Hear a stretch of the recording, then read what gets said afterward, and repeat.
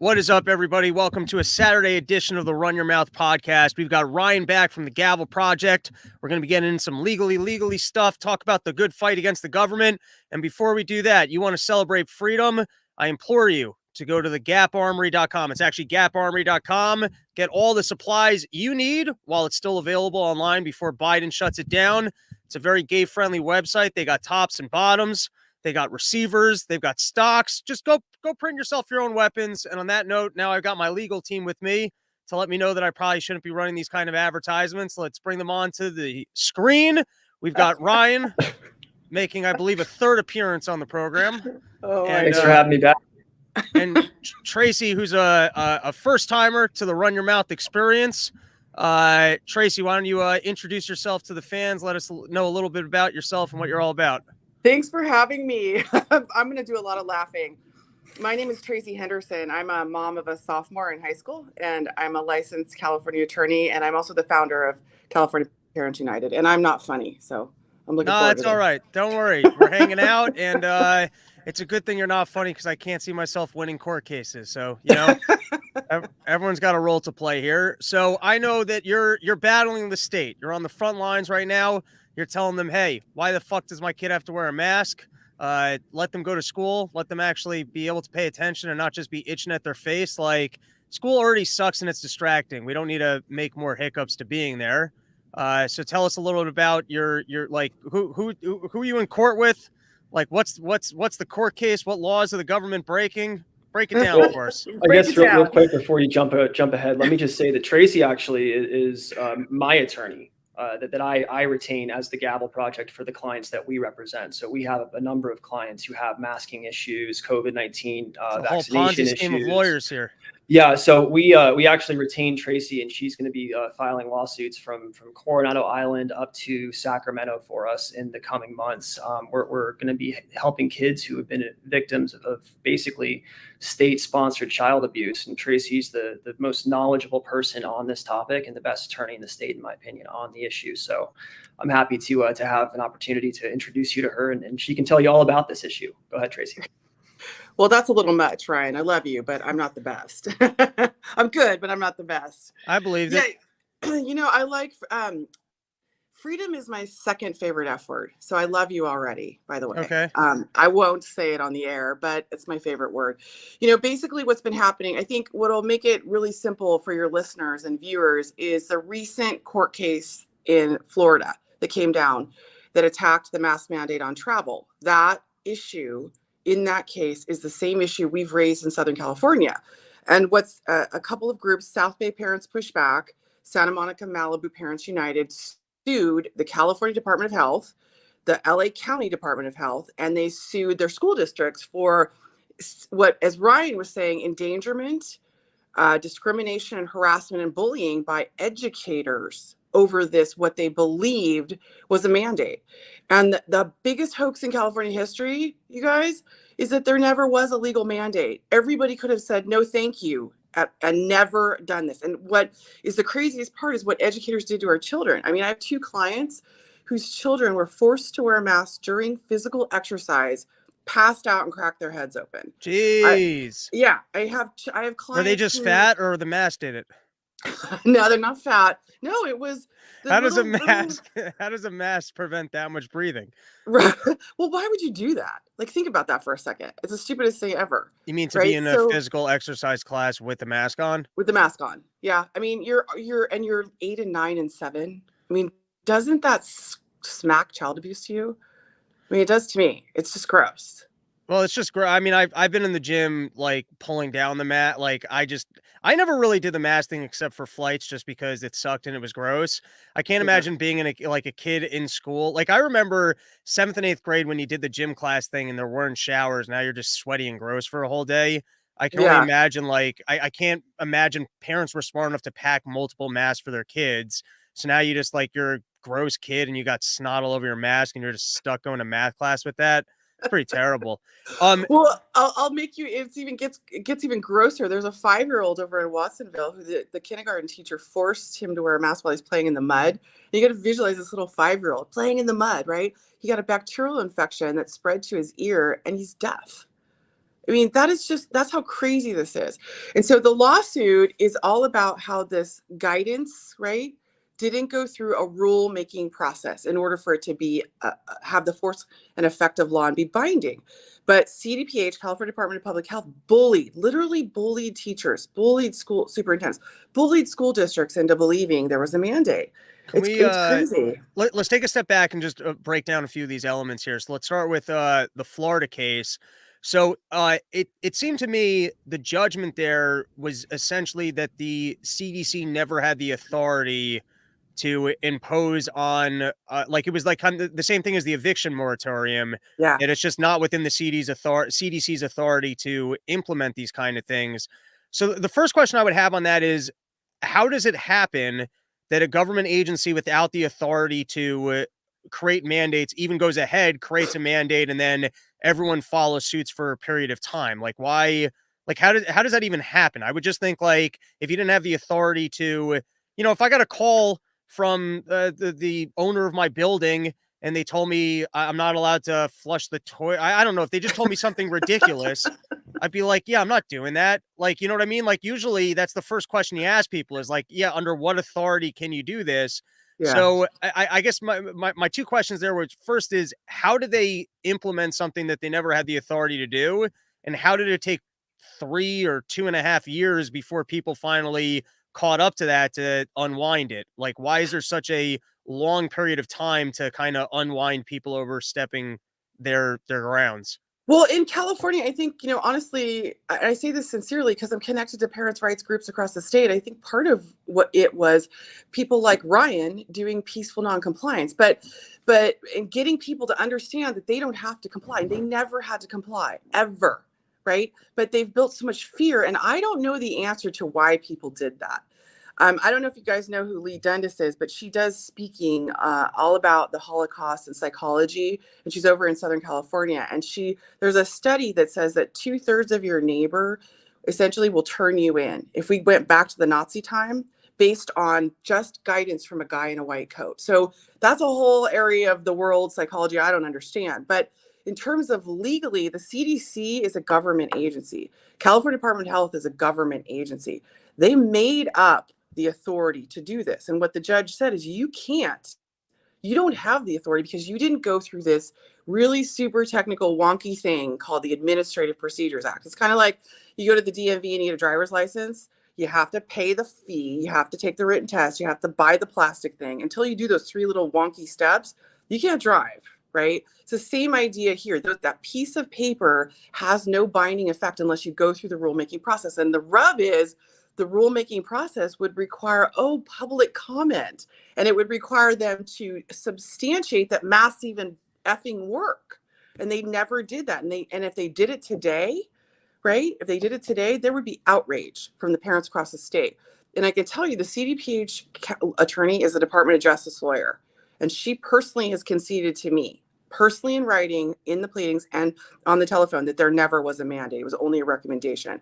And for parents out there whose children can't sleep, who are having night terrors, who are scared of their teachers, don't have friends, can't speak, that is horrifying that educators put kids through that based on something we could have said no thank you to. Now, so from the outset, under, I guess, what you're laying forward here. So if I was a kid in school, and I would have been this kid, just show up and go, no, I'm not wearing the mask. And then the teacher would go, well, you had to. No, I refuse. And then get sent to the principal. And the principal says, hey, you're not allowed to be here if you're not. Well, I'm not going to wear it. So I guess the principal in that case would either have to choose to expel you, in which case then in that case, I could see there being liability because you pushed their hand all the way to the point that they took action against you. And then you could say, well, that's not grounds for expulsion. However, a lot of what you're describing seems to almost be like the cop thing where, a cop's allowed to lie to you. They're allowed to pretend like they're going to help you out. Like, you know what I mean? Like, you can kind of incriminate yourself because you think that you're supposed to be compliant with the cop. So if your school teacher says, hey, you have to wear this, and then you kind of choose to do it, and then it turns out they didn't have the authority to tell you had to do it. Like, it's what you said, it's bullying, but bullying doesn't necessarily mean you kind of broke the law. Sometimes it just means that people were suckered. So, like, how do you actually hold people accountable for if they go, hey, you like, I'm saying like that happens all the time where people go, hey, you have to do this. And then you find out later, well, I didn't really have, well, shit, you got the better of me. Like, have you broken a law by pretending like you had an authority you didn't have? Yes. Okay. Yeah. So it's a couple of things, and I don't want to be too wonky, but this has been helpful for parents. I do legal rights Zooms across the state free, and what you need to understand is there's a fundamental constitutional right to an in-person instruction. Okay, that's a basic right. What is that? An in-person instruction in our public school system. You have a constitutional right, and there's an education code that says that they have the right to be there free from harassment and discrimination. There's another whole set of laws called Seth's or humiliate children. So as an educator, your first job is to act in the best interest of a child. So why ever in our world would we think you would bully a child into putting on an experimental mask on their face?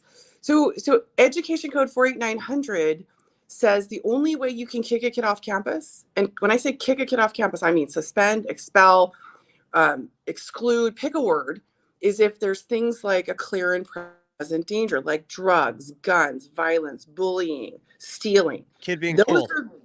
Those are grounds where a principal can kick you off. If they don't have proof of that, they can't. And like Ryan's got the best story. I think Troy is one of our key stories where they falsely accused him of trespassing. Now, filing a false police report is a crime. And if you have the right to be somewhere, you're not trespassing. That was I don't know about if you know about me, but I've never worn a mask. I've been dragged through a casino. Okay, I've been handcuffed to a bench, screamed at, kicked off an airplane, where was chased around Crate and Barrel, right? And I've never ever worn a mask. I want to hear each of these stories. Which was the one when you were handcuffed to a bench?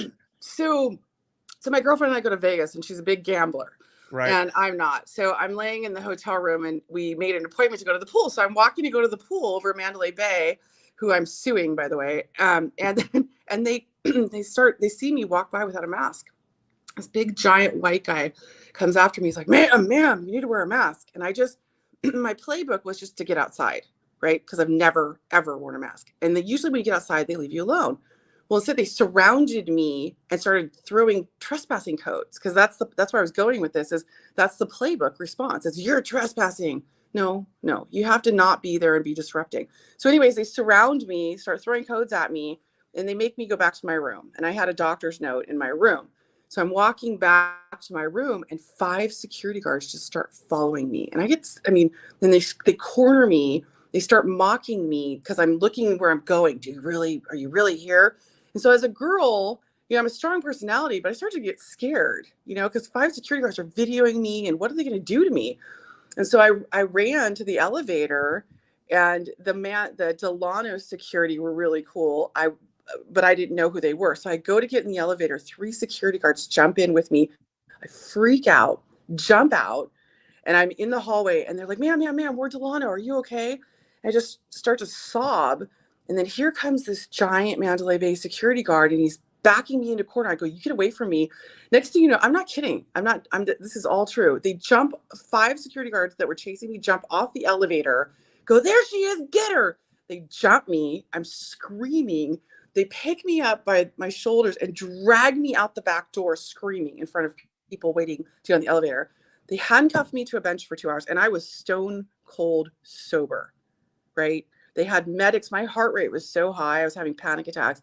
They had medics come in and take my blood because they thought I was on drugs because my heart rate was so high, right? And then they had Metro, they call it, the police, come and charge me with trespassing. That was their playbook. And I went and I got it dismissed. And what, are you going to sue them for kidnapping you? Yeah, false imprisonment. I have a yeah. lawyer. I have a kick-ass lawyer, Neil Hyman, over in Vegas. If you guys need a lawyer, seriously kick-ass. So yeah, this is where being a lawyer is a superpower, where you can just be like, all right, you might think I'm just some crazy bitch, but let's play this game. Let's do it. Right? Exactly. Yeah. But then that's my move, man. It's personal though, imagine what that was like. So yeah, anyways. Wait, and what were the other 2? So that was the time that you were falsely kidnapped by a hotel casino. And then you said that there were 2 other wild incidents. So I had to go back to Vegas to fight the trespass charge. So I had to fly, right? You'd think. So I have my doctor's note, and I go to get on United. What is your doctor's note? Just saying it just says, per CDC guidance, she's not allowed to wear any sort of face covering due to a medical condition. All right, So, pretty vague. and That's cool. That's a cool yeah, doctor you got. yeah. Will Well, he sign a and Vax card for me? right. It's good to know people, Rob. Yeah, No, but I know people could create those. there you Just go. kidding. No, they wouldn't take my doctor's note on United. So they're like, you have to wear a face covering. So I was putting my scarf over my head. I was trying everything, right? And they said, ma'am, can you just step off the plane? And that was my mistake. I was too nice. So I stepped off the plane and they said, we're on hold with United Medical. I said, okay. And I could see my suitcase out there on the tarmac. And it was a little airplane in Monterey. And I'm like, this is not going to go well. And she gets off the phone. She says, your doctor says we talked to your doctor. And your doctor says your condition is fleeting. So if you don't put on a mask, you can't go. And I said, what? And I was in my lizard brain, not my lawyer brain, because Right. doctors can't reveal that. Right. So I get onto the tarmac. I call my doctor. I'm like, what did you do? He's like, Tracy, shh, no, I can't. I'm like, oh, that's right. I was so upset. So lawyers are human too. But we ended up driving to Vegas. It's So- wild the way people lie to you. I would have busted that one because that one's pretty like, how'd you get my lawyer on the phone? I mean, how'd you get my doctor on the phone? Like, well, see, it's such a wild claim. Well, I was so scared. I mean, it was the beginning of all this. Now I'm Right. fortified. Now Right. I'd be like, really? Heard of HIPAA?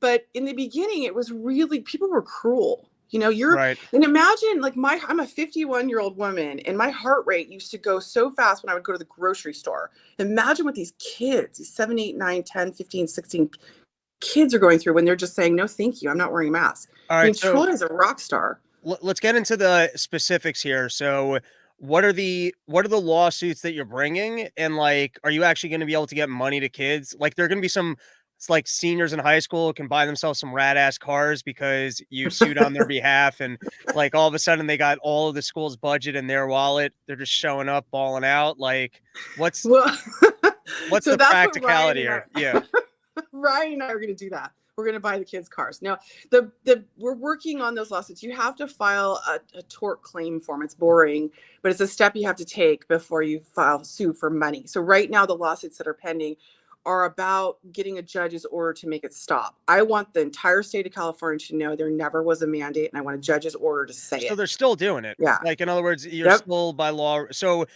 if I were you, I would be or maybe you are doing this, but I would try and talk to as many kids as possible and basically tell them, hey, I might be able to get you a car if you start fighting your school and not wearing that mask. But No, which I'm goes going back out to to LA. There are mask mandates back in LA this week. They got put back on the kids the other day. So I'm actually going to be heading that way Monday. I'm hoping. But to it meet sounds some like kids you Sunday gotta night. you gotta teach some educate the protests, kids so. of being like, hey, listen, if you don't wear this, like it sounds to me like until you kind of force their hand to exert the authority that they didn't have, then they were just implying that they had the authority. And so like there's no, you know what I mean? There's no actual lawsuit there. But if you push their hand to the point where they go, no, we have this specific authority, and then they actually take action against you, such as expulsion or otherwise, well, that's where the payday is. So in other words, it behooves kids to not wear their mask, Yep. get themselves expelled because school stinks anyway. So it's cool to get expelled, and then you'll get a payday for it too. Well, what we're doing is we're peaceful noncompliance is actually illegal under the United States Supreme Court. It's completely legal. So we're teaching these kids to stand up for themselves, right? And we're actually it comes from a place of educating the educators. Dumbass, you can't do this to a kid. And on what planet did you ever think that was okay in the first place to humiliate a kid and stick him in the freezing cold or the scorching sun because you have a grandma that's afraid of COVID? I mean, it's the dumbest thing ever. You can't do that. So yes, I mean, we can't go around selling cars, my friend. I mean, we can't say we're going to get you a car, right? Lawyers don't do that. But, Right. I would love to see all that COVID money that is making them do this to children go to the children. Amen.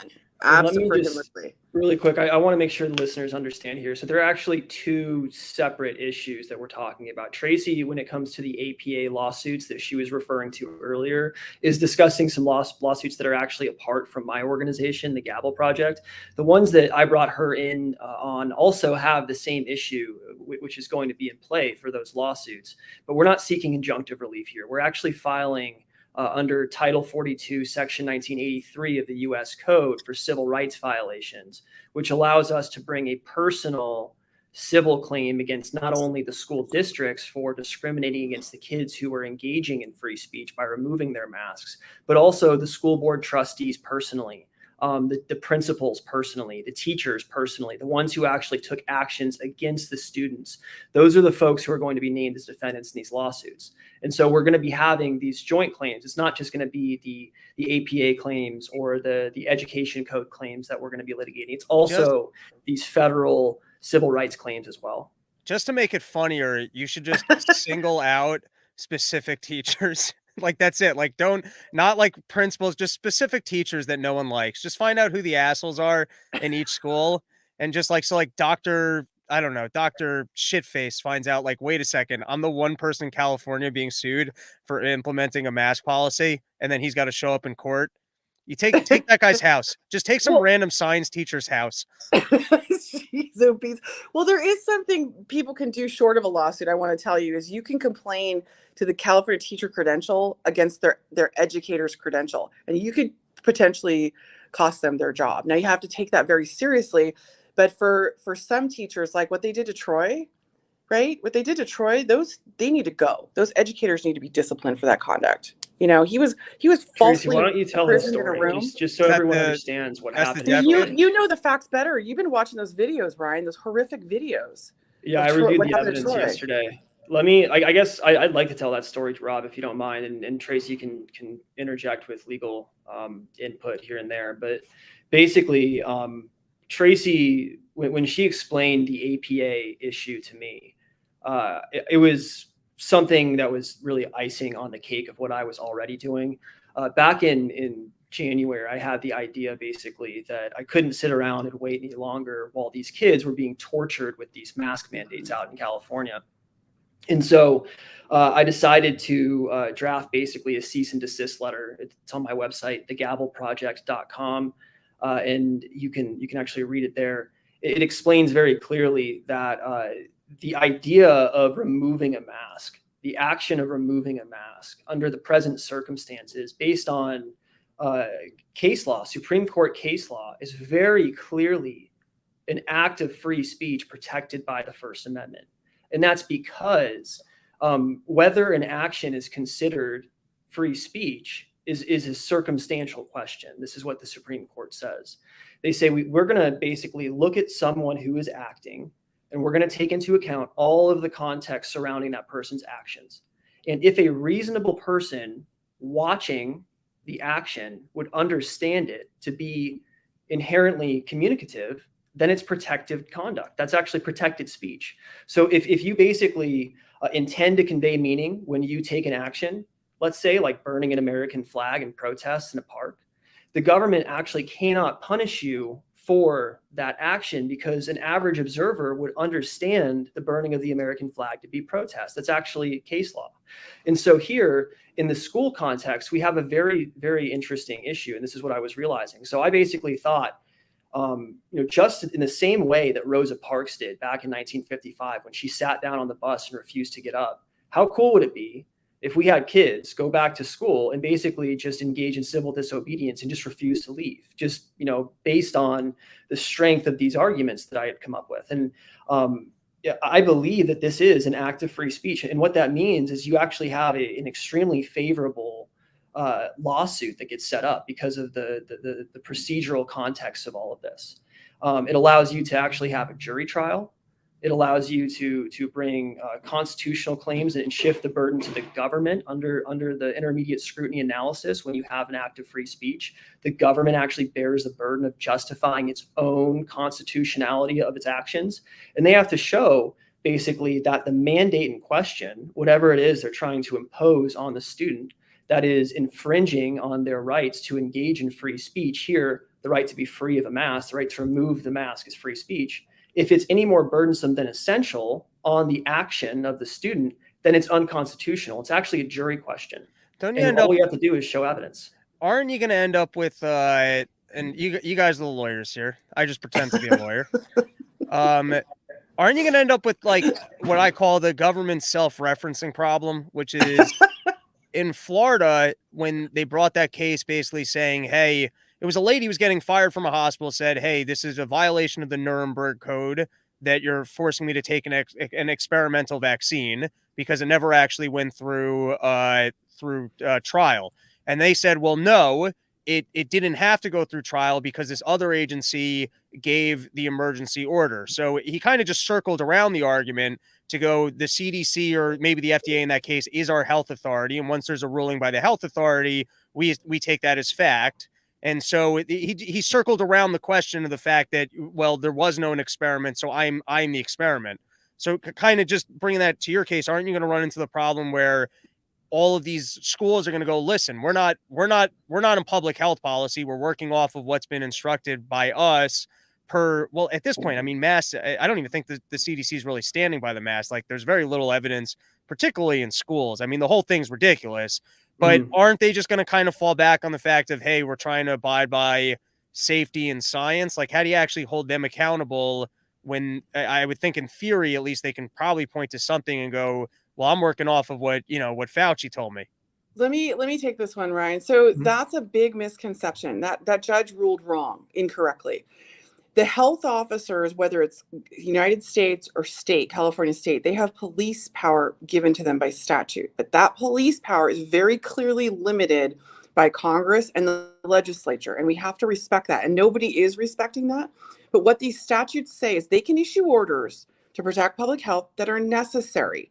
And they haven't been challenged in court to make them prove the necessity part of it. First of all, is that their obligation? Like, in other words, if the FDA, let's say, just say on a federal level, like the CDC, let's just go with the theoretical. The CDC says, hey, only 10 people are allowed in stores at a time.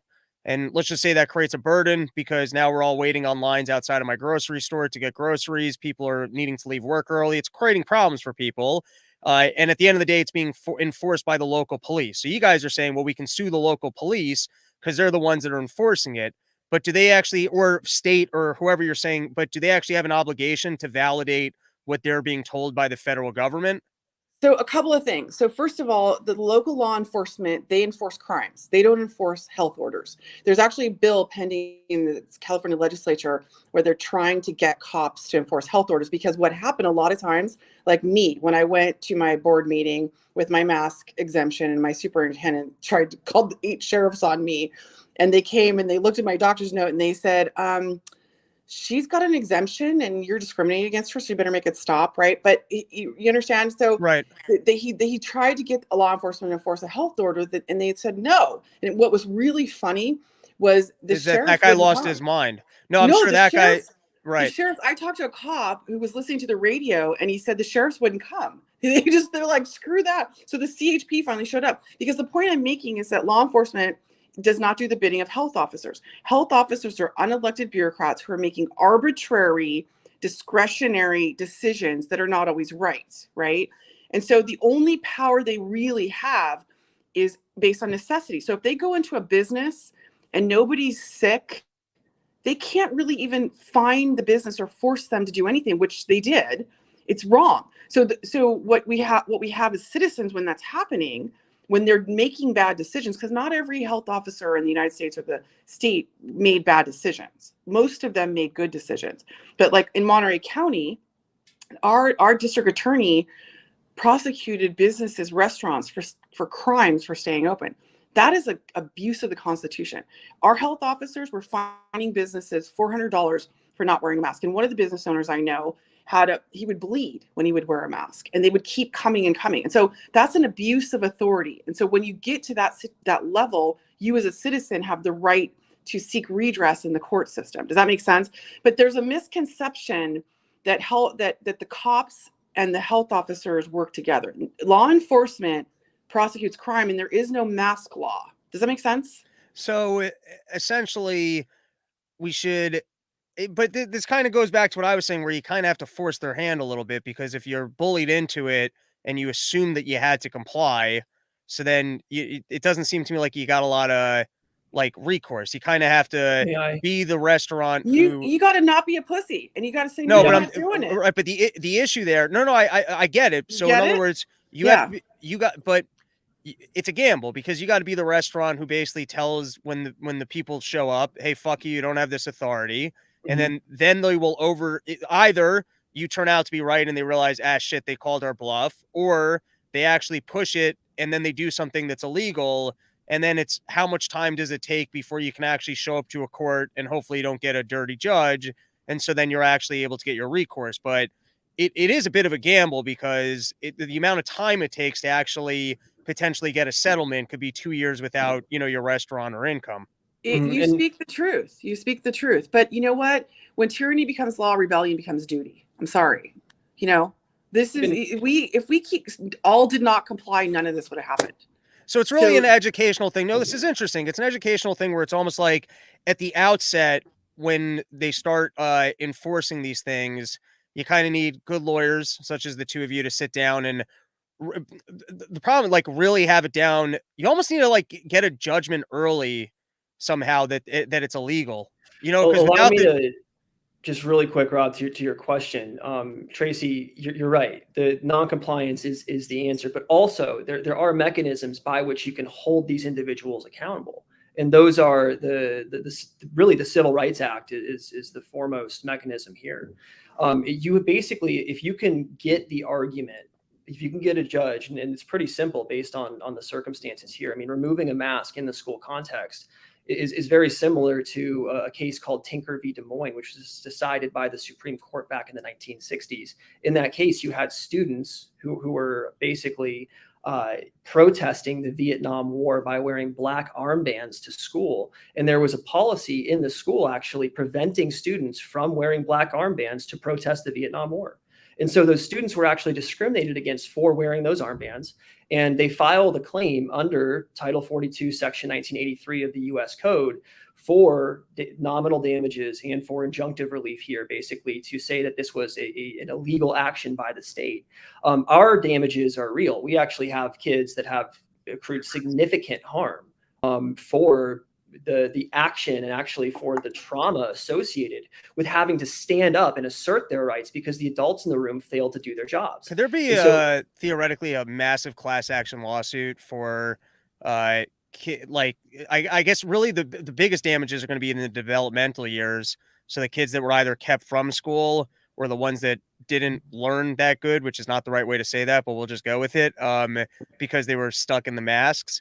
Learning loss. Yeah. We have that. Could there theoretically be just a massive class action lawsuit against like schools for the bad policies? Is that like a possibility? Really complicated to get. The class actions with all the different.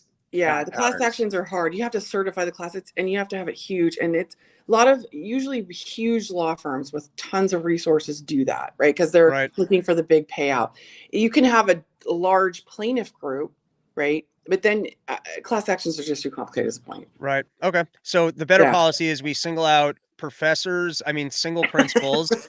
We take their houses and cars, and then we scare the other people from trying to enforce things that they don't have the authority to enforce. Yeah, actually, that's sort of what we're doing. Not for the reason to just take their houses and cars, but I mean, literally, the whole point of what Troy was doing was to prove, and exactly on this point that Tracy was making, that when you have the law on your side, and when you believe, and when you actually have the gumption to go forth and exercise your rights, you can be rewarded for that financially. It's actually the fact that, and as you were saying, basically, how is it that they have these police officers enforcing these laws? I mean, basically, they're just doing what they're told. How do you hold these people accountable? Well, you actually sue them. One of the things that I did when I was mentioning Troy earlier, I flew out to California on February 13th. It was a Sunday. I went to a home in the Capistrano Unified School District area. That's actually where Troy goes to schools within that district. And I met with a bunch of families. There were parents, kids, high school age kids. They were all sitting on a couch. And I basically walked them through the educational code, the California Education Code, for what they can and cannot be suspended for. Those things Tracy mentioned earlier. Clear and present danger. You have to actually, as a parent, the only other way your kid can be removed is if you consent to removing them from campus. Usually that's in the form of an express contract with the school to enroll your student in some sort of alternative learning program. So really, there are only two ways to kick the kids off. I explained this to them. I said, look, you have a right to an in-person education. It's guaranteed by the California Constitution. You removing your mask is an act of free speech. Here's why. And I explained the laws to them. And Troy actually had found me. He had already been protesting since the beginning of February. His parents basically, and he is such a young, brave young man, basically decided that he was willing to get arrested. He was actually willing to go to school, remove his mask. And this is what I asked him to do. Go to class, please take off your mask. And when they tell you to put it on, say no, thank you, because you have the right to be there. And when they ask you to leave, say no, thank you. No, thank you. Yeah. Say they're going to call the Politely. police. Yeah. Say, go ahead, please call the police. I have a right to be here. These are my rights. Here's this letter, by the way, drafted by my attorney. And if you discriminate against me, I'm going to file a lawsuit against you. And please don't do that. I just want to get my education. And I actually called the sheriff's department. I called the police officers before all of this happened, the morning of, and I explained to them, hey, look, you know how the Civil Rights Act works. You actually are subject to it in your daily work. If you violate someone's Fourth Amendment rights as a state employee, if you kick down someone's door and you destroy their home looking for evidence without a valid search warrant, you can be sued as a police officer for damages, and you can get a jury trial on that issue. They understand this. And so when I explain this to cops sometimes, not in this instance, it actually worked up in Natomas. They didn't even go to the school when those kids protested, and that protest actually worked. The school dropped their mask mandates on February 16th or 17th in response to my one teaching school. kids. Yeah, well, two schools in the same district there actually dropped their mask one mandates. school at a time. But with Troy, he just decided to go to class. He refused to leave, and then they actually called the sheriffs. I was there with his parents when 3 squad cars showed up to the school. And basically, for the next 3 days, Troy, with my help on the phone, I'm sitting Got outside arrested the school. 3 days in a row. No, the sheriffs came 3 days in a row, and Troy snuck into class. I literally was telling him, What a look, loser. do whatever you can do to get back into class and sit down and get your education, because you have a right to it. And literally, we have like footage. We have Troy actually recorded all of this. He was recording himself while he was sneaking in and out of class, while he's handing in these ultimatums to his teachers. He has a lot of these conversations on tape, and he actually, invited the police to arrest him every single day, 3 days in a row while he was there. He said, look, I've been suspended. He got suspended on Monday. That was February 14th. And I mean, literally I have tape of the principal saying, you're suspended. You can't be here. You need to leave. We're calling the police. The police come, and Troy says, I have a right to be here. I'm not going to leave. But if you'd like, you can't arrest me. If I'm suspended and I'm trespassing, please go ahead and arrest me. I will submit peacefully. No need for handcuffs. Like, we'll do the paperwork and move on. But they didn't do it. They left. And they left the next day too when they were called. So now he's just sitting in school. So he won. He did beat it back, but he beat it back by having meetings a different way. So he did go before they lifted it. He did go back without a mask. Yeah, and he was. So Troy did beat him back. Because in other words, he sat there and he said, "You can arrest me if you want," and they realized that they couldn't. Yeah, and then we had meetings. So. We had meetings, and it's private, but we had meetings with the school and did some negotiating, and he got to go back. So yeah. It's a little different. There's a shout out to Cecilian Placer, same idea that Ryan did. And we did a hearing and we educated the school that you can't do any of the things you're doing. You better make it stop. And she kicked a whole school district's ass. And she went back to class without a mask, and she was traumatized. She didn't have anybody to sit at the lunch table with. She didn't know where to sit in class. She didn't know where her teachers were. She was afraid they were going to yell at her. I mean, it was traumatizing, but she's made it through and she's recovering. And so these kids, I mean, it's amazing the courage these kids have. Troy, Cecilia, all of them. So is Troy the one kid without a mask at that school? At the time, yeah, he was the one kid, and there was actually another one that ended up protesting with him. And as the days went on, I mean, this was February 14th, 15th, 16th. He ends up getting suspended, and actually, his parents decided that he needed a break from school and decided not to go back despite the suspension. By the way, the whole thing is nonsense and we know that because even though he was suspended on Monday, the 14th, the school set up a special dunce desk in the corner for him literally called the dunce desk. No, but they put plexiglass around a desk in the corner because he told them he was going to be back the next day. Like a penalty box. Chasing him in and out of rooms. Yeah. And so he went back. I mean, they told him he was suspended, but why would they put a corner, desk set up for him? If he's suspended, he shouldn't be there. They're delusional. That's like, who treats crazy. a child like that? Could you imagine how bad that would make him feel if he didn't have cojones, you know? I mean, it'd make him feel wrong or something. It's just cruel. Why are these It's educators just acting like this? Ever, you All know? right. Tracy, I think we've got 3 minutes left on the clock before you had to get back to fighting the courts or something. So, any closing remarks? Anything else you think people should be aware of? You can go to California Parent. I'll do the plug. You know the standard plug. CaliforniaParentsUnited.org. And if you want to do something about something, the call to action page gives you real legal tools, not this freedom fighter. I'm going to call the judge's oath and take your house stuff. Actual California law tools that you can use. And we've talked about a couple of them, but that would be my closing remarks. And we're here for you. Ryan and I are here for you. Reach out to us. You know, tell us your story. We'd love to hear it. Yeah, And if fuck we have these any- principal. Let's take their houses. Non-compliance. Take off that Ever. mask. Ever. Let them know. By the way, that's a good threat. You tell them, I got a lawyer. I'm legally allowed to be here. And if you remove me from school grounds, you will be violating my civil rights and my lawyer's going to take your house. I'm telling you, that one works. Like I once had this on a subway. You know, what's the scariest thing to hear from someone like on like the subway? It's when someone goes, listen, I've been to jail. I'm not afraid to go back there. I will fight you. And you're like, all right, that's the wrong person. I'll make sure not to make eye contact with that direction. But you tell them I got a lawyer and they'll take your house. People know, oh, that guy's actually got a lawyer. Right. Yeah. It was a pleasure talking to you guys. Make Have a it good one. day. Keep up the good work. I'm out. Take I'm some out. houses. Rob, Bye. you'll like this. So for the closing for the ultimatum that I was talking about that these kids are handing in to the principals and teachers, I'll read to you the last bit of it. It does not matter that you are merely following orders. It is not your job, nor do you have the right to enforce a public health recommendation. As we observed in Nuremberg many years ago, such is not an excuse for violating basic human rights. I'll conclude with a hypothetical. Is it worth your home, car, or pension? Cease and desist. Nice. Yeah. So, All I right. mean, literally, we are threatening that. That's the whole point. I like it. All right, so let's change gears here. You're trying to Yeah. win freedom for kids, make sure they don't have to wear masks. And then I think you're also dipping your toes into the ESG racket, trying to unravel some of what's going on over there. So what did you have for Yeah. us?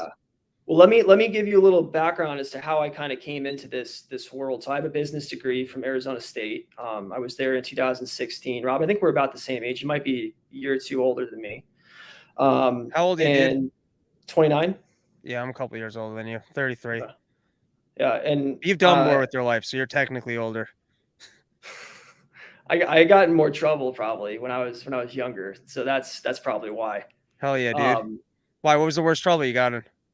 Oh man, when I was 17, I'd blown my knee out 4 times playing football before I was 17, and I had 2 surgeries. And so after the second one, I just didn't stop taking the pain pills. Nice. And I ended up getting arrested and having to go live in the woods for 2 months, and then go to a boarding school for 10 months. And I spent all my college. I was blessed as a kid. I had college paid for, and I basically just flushed all that money down the drain. Me too. And, so I high had to, school also.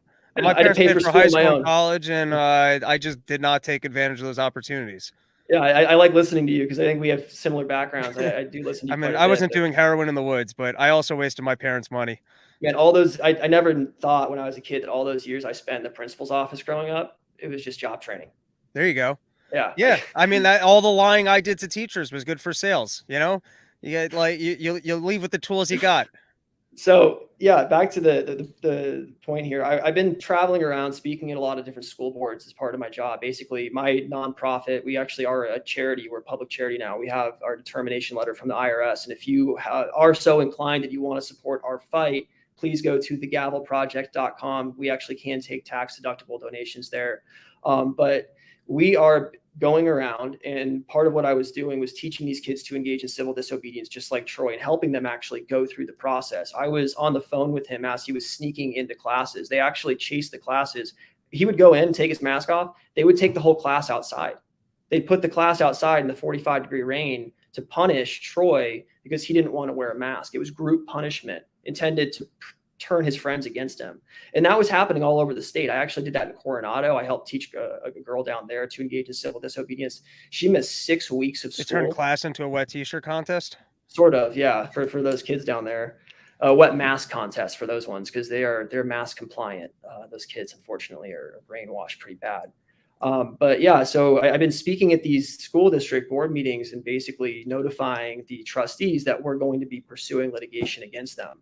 And so I've been going across the state and doing this, and I'm seeing these patterns that are very interesting to me. And I listen to you and I listen to Dave, and I'm financially aware. I've spoken to you about some of the financial issues in the past with universities and endowment funds.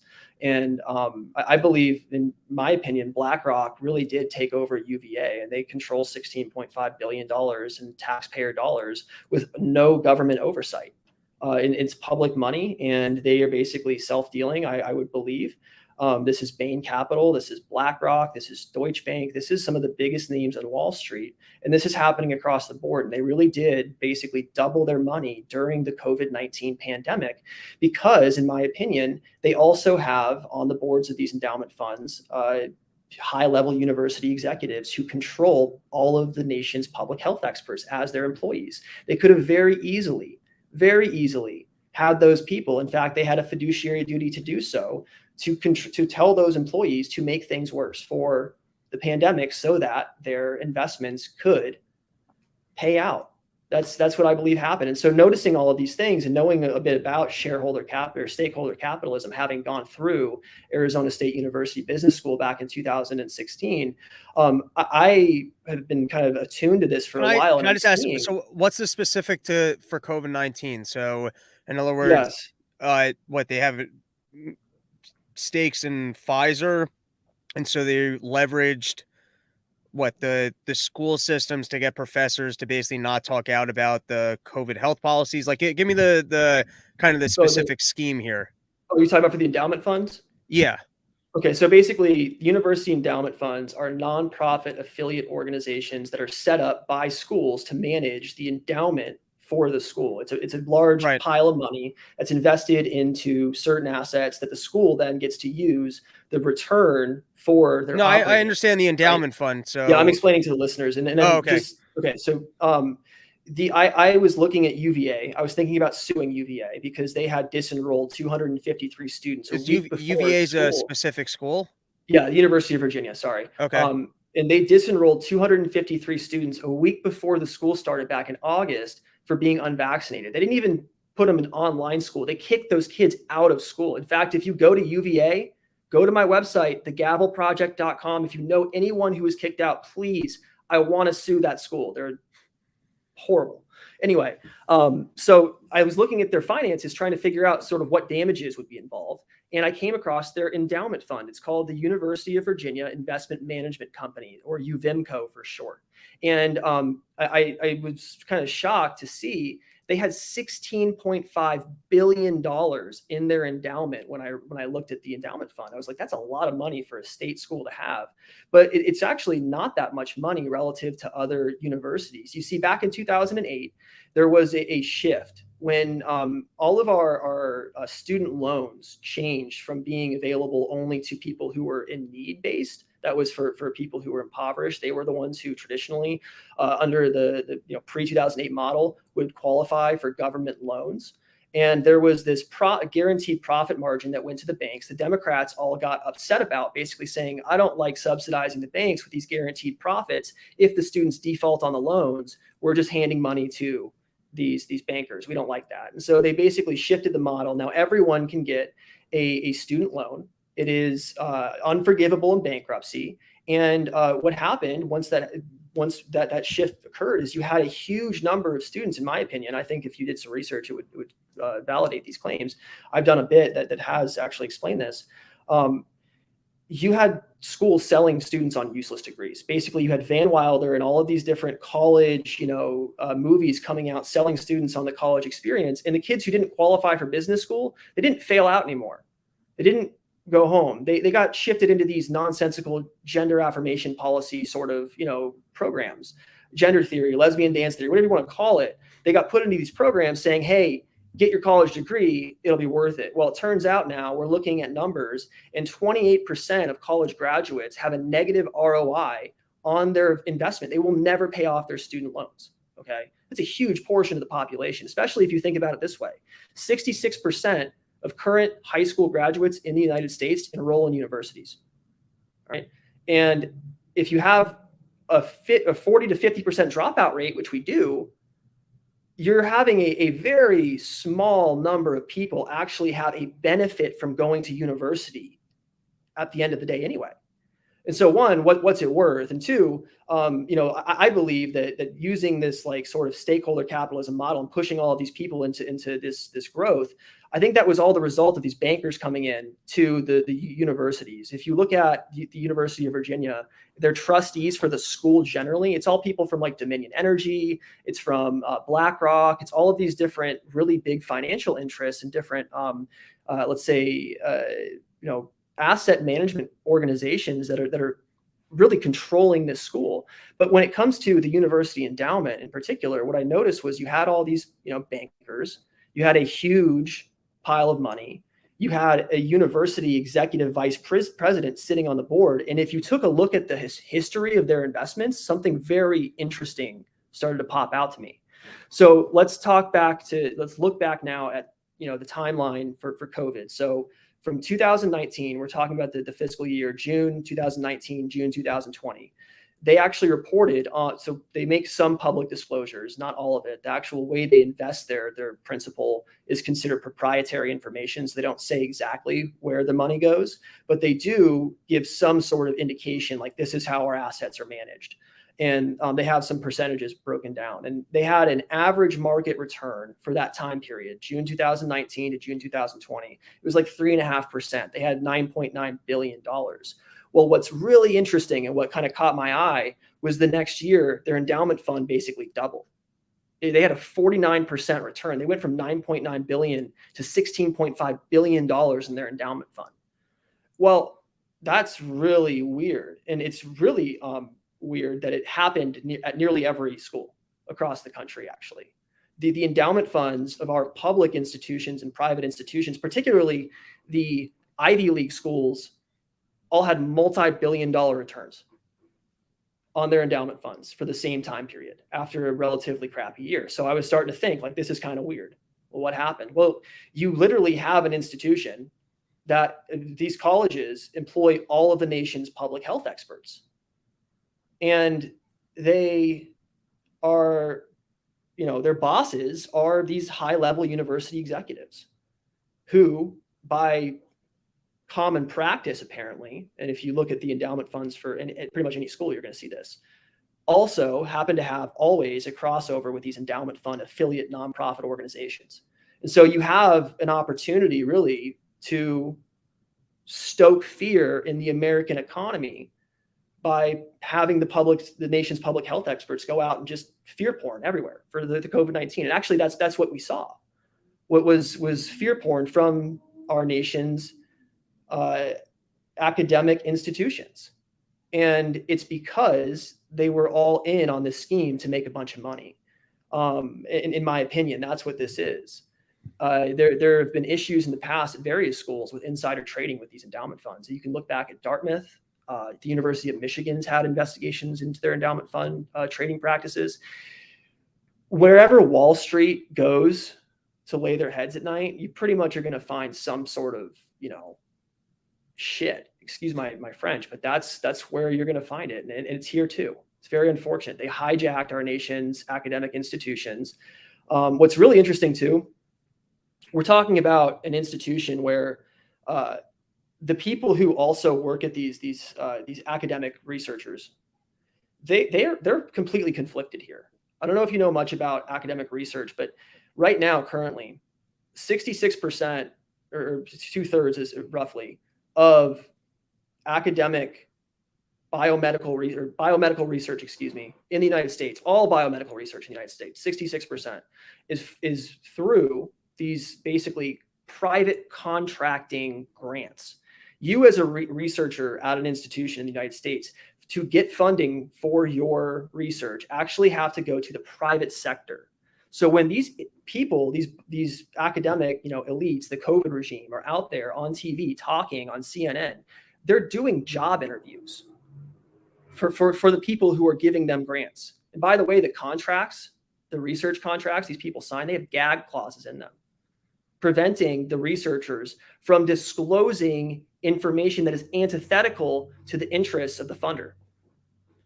I'm not kidding. This right. is the state of biomedical research in the United States. The other 33%, the other 1/3 of the funding for these institutions, it comes from the NIH, the CDC, and the FDA. Like we are in a completely corrupt world when it comes to the way that In other words, Pfizer goes working. to a college and they go, "Hey, I'm going to give you this money to go run this test."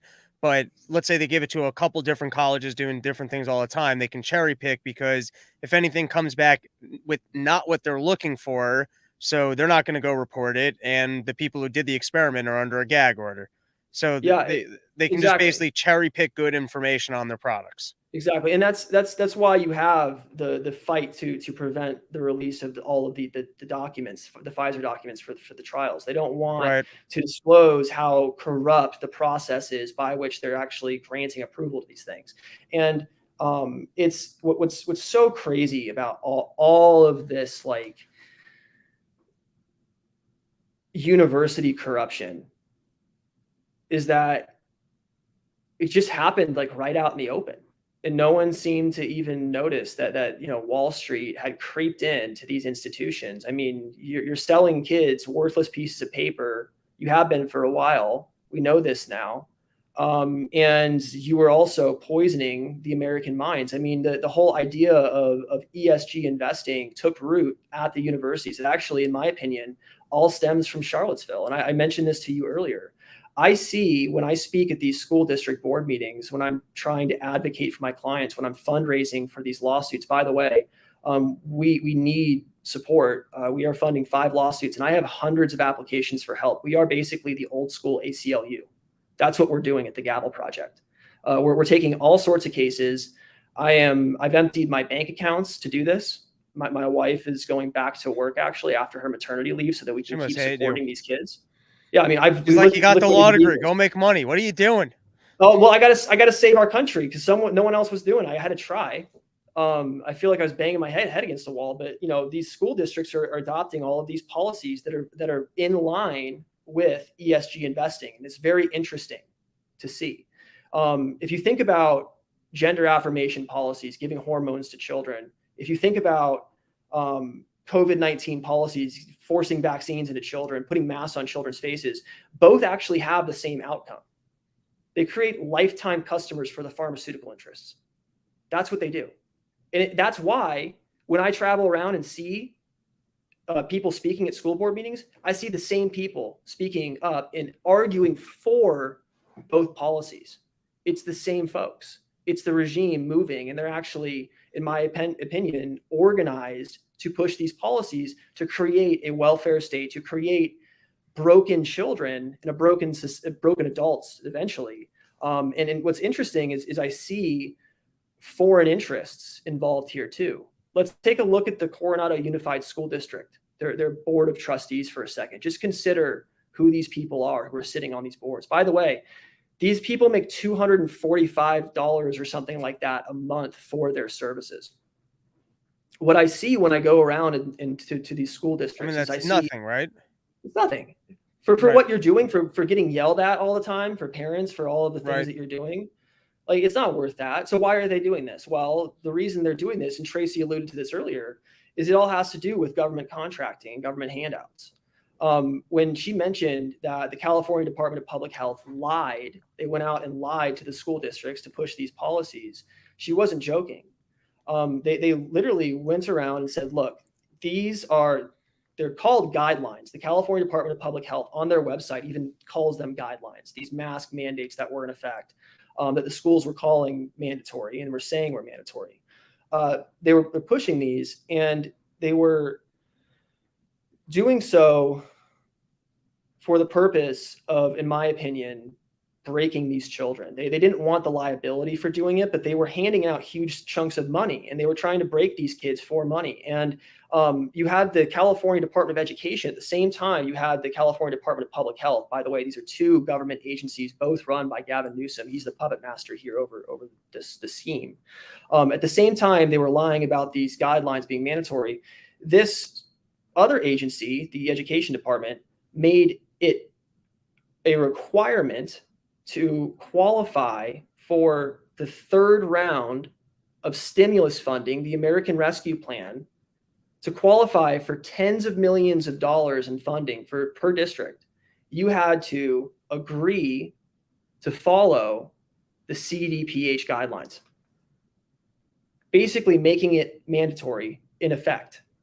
You can't turn down tens of millions of dollars. That's what this was all about. It was all about money. The school districts put our children through hell so that the trustees could hand out 3 rounds of tens of millions of dollars in government contracts. And I'm missing something Easter here. One, What are the tens of millions of dollars to the school districts in California? Easter 2, Right. tens of millions of dollars in stimulus, COVID stimulus funding going to the school districts of California. The American Rescue Plan created the 3rd round of funding, tens of millions of dollars going to the local school districts across the state of California. Now you have, in a time period of 2 years, millions and millions and millions of dollars in government contracts flowing to these local agencies to be handed out to different people. Okay, this is the same move the environmentalists used to make. It's the create the boogeyman that is the big bad environment. Get government stimulus to the local agencies to fix the problem. That's what they're doing. And then they hand that money out to the special interest groups. So you have, in Coronado, for example, the trustees are this. You have the president. I forget her name. She's an interesting person, but she is basically a news reporter. She's a shill of a person. She works for Telemundo and Fox News. She's part of the quote unquote Republican Party, and she is a partner at a firm without a website. What is she doing? She's making that government dollars. She doesn't even need. I don't know. That's interesting. Here's another person. So that's one attorney on the board, by the way. Second attorney on the board is basically the head of the public defender's office in the area. But she's also, interestingly, the head of the homelessness court in San Diego, which again is like another one of these sort of agencies created by the federal government that controls that money. All right, I want to put a bow on this, and I want to put the most I think the most interesting idea that you put forward. We'll recap. For one, you're teaching kids civil disobedience, because if we force government to actually take action, engage in illegal activities, there's grounds for suing.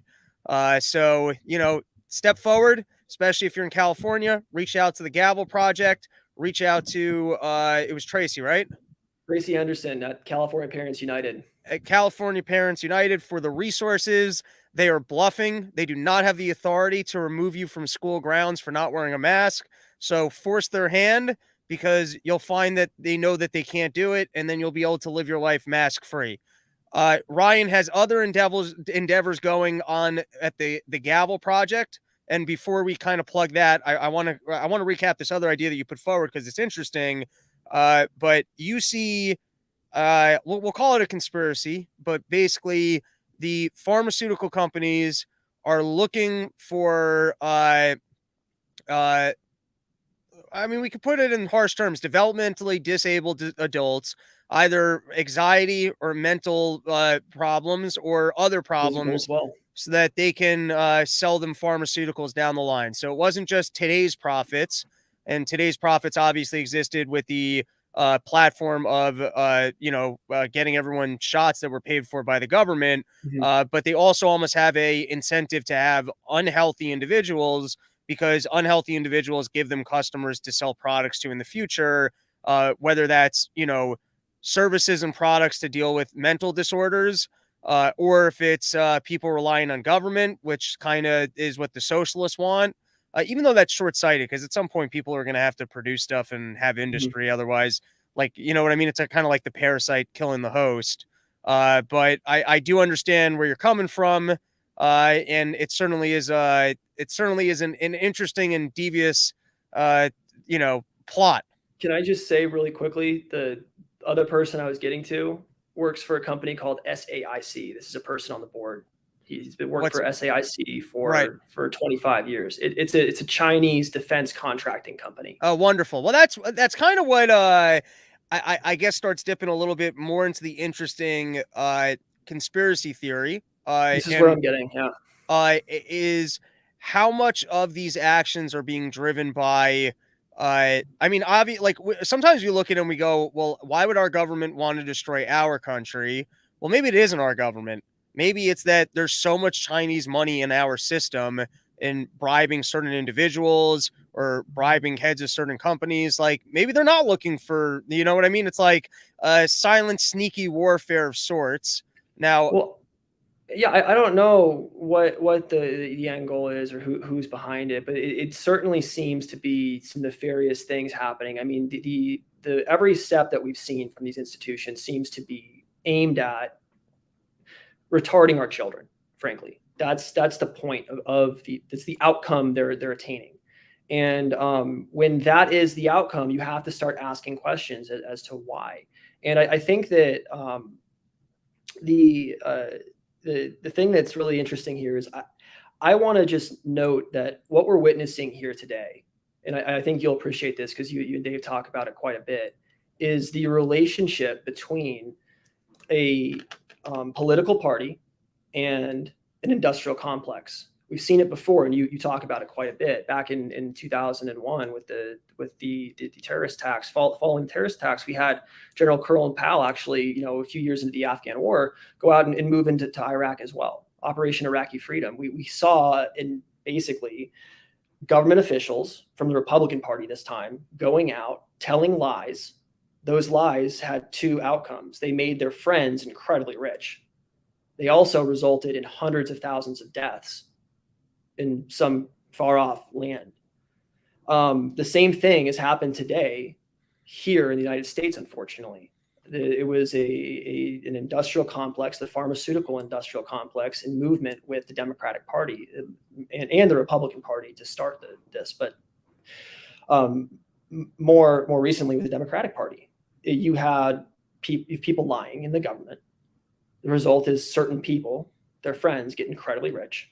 And there are hundreds of thousands of people that are being killed. This time, the only difference is they are here on our shores.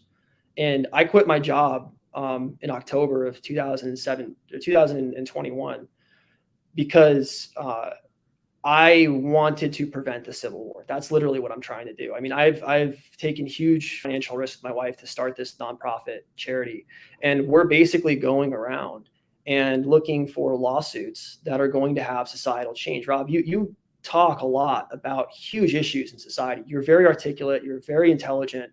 You highlight the hypocrisy so well of a lot of these policies and a lot of these situations.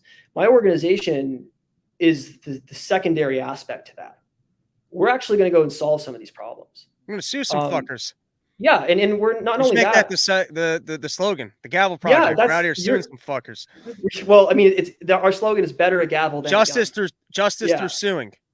And so, my wife and I have started this organization. We have a great website, thegavelproject.com. We have a store there. You guys can actually see. I'm not wearing any of the gear right now, but we have a pretty sweet logo. It's the Gadsden snake with a gavel. It's actually wrapped around it. And we're trying to start a movement. Not only am I I'm traveling right now. I'm in California. I'm apart from my family. I'm missing my daughters growing up for this because I think it's so important. I think that we need to defend our liberty now. We need to take drastic actions to do it. I'm traveling, trying to raise awareness about what's happened to these kids. I'm trying to teach these kids to prepare them so that they know what to do if and when the vaccine mandates come. You need to know how to engage in civil disobedience. This is important. You need to know your rights. And I'm fundraising for lawsuits. I mentioned we have a few lawsuits right now. Tracy's helping us with these cases. This is just the tip of the iceberg. I have hundreds of applications for help. We are entirely crowdsource funded. I decided that we are not taking contingency fees on any of these cases. The Troy's case, the one that is in Capistrano, we're suing for tens of millions of dollars. I don't want to die money. And I actually have cornered the plaintiffs market here. If someone can donate enough money, I can actually take on these hundreds of cases and prevent those asshole plaintiffs attorneys who have been sitting by licking their chops for the last few months or years, waiting for these kids to get hurt before they came in and filed lawsuits on their behalf, and then took 30% of their money, the money that those kids are entitled to.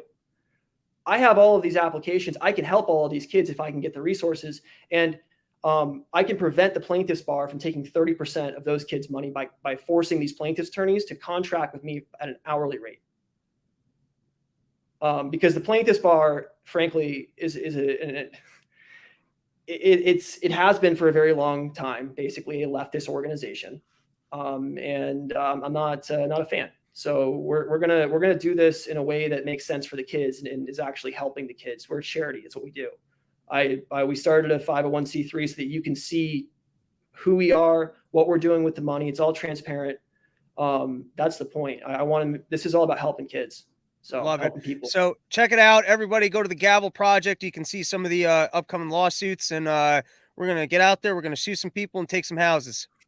Yeah, Robbie. Hey, let's hang out, man. You're gonna be in LA, right? The 21st. We're doing. I'm gonna be at Brian's. We're doing the smoke. The summer porch tour. We're gonna be out there. We're gonna be doing stand-up comedy. Me and Brian are gonna do a live podcast. So definitely come hang out. Okay. I don't know how long I'm gonna be there for. I think I was trying to make it a longer trip and line up a gig in.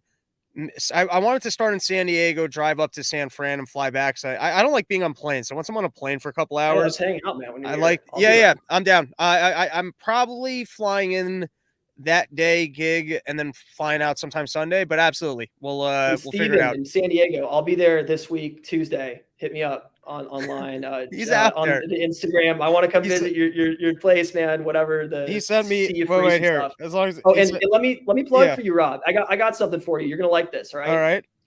All right. So let me just take a moment to say that I am wearing sheath underwear right now. Oh, the best. There you go. Yeah. Live And endorsement. let me also just say, I think that there's an aspect of this product that goes a little bit underappreciated. Okay. All right. My wife, of course, like all ladies, she loves the sheath bulge. Let's just There you put go. that aside for a moment, though. But she also appreciates, and I do too, the sheath tush. Okay. I'm telling you, for guys Gives like a nice me, little lift. Gives it a little yeah, lift. it's a good looking behind. And I just want to say, Right. if Sheath is out there and they want to sponsor, anyone out there, instead of sending your money to the government, you can give a tax deductible donation to us because we want to go fight the government. That's what we do. So, I'll let Sheath know. We haven't plugged the Sheath butt yet, but that's not a bad call. Here, this was the from sheath tush. Steven. Steven texted me this morning. I'm gonna read his text because it was great. He goes, Douglas Murray, and this was like, I mean, he must have been up at 5. He must have been having a good night. He wrote, Douglas Murray is a rather ignorant rent seeker. Get him on your podcast, talking anything, I'll destroy him. Half-baked takes on COVID, Ivory Tower, non-practical takes on society. This whole everyone is dumb, I have the answers, but not really isn't everything crazy, is just retarded and old. Opinion on everything, which he and Rogan even made fun of earlier. Stick to dreaming about ideal economies. The angry morning take by me. That's the latest from Steven. Wow. Love that guy. If anyone's out there and wants me on their podcast too, hit me up. I need to get more exposure. So Steven will be there for Tuesday's board meeting. Porch tour. He should tell him to check out the Tuesday boards meeting. I'm going to go speak to the county board of supervisors. Oh, this is in San Diego. Oh, I'm going down there. Maybe you can bring some frozen cum for everybody. Hey, so sorry for all Rob, I got kids looking up to me, so there are a lot of kids probably listening to this. Sorry, folks. I should have probably done a warning at the beginning of this podcast. PG-13 or I kept it clean for an hour and 17 minutes. It was an hour and 17 minutes without nonsense. So, all right, everybody, thanks for joining us. Support the Gavel Project. And Ryan, you got like a Twitter. Where's like the most? I guess what's the most direct line of contact for you? The website, thegavelproject.com, and then my Instagram at thegavelproject. I'm also on Twitter at Ryan_L_Heath. Love it. All right. Have a good one, dude. Thanks, Robbie. Take care. Peace.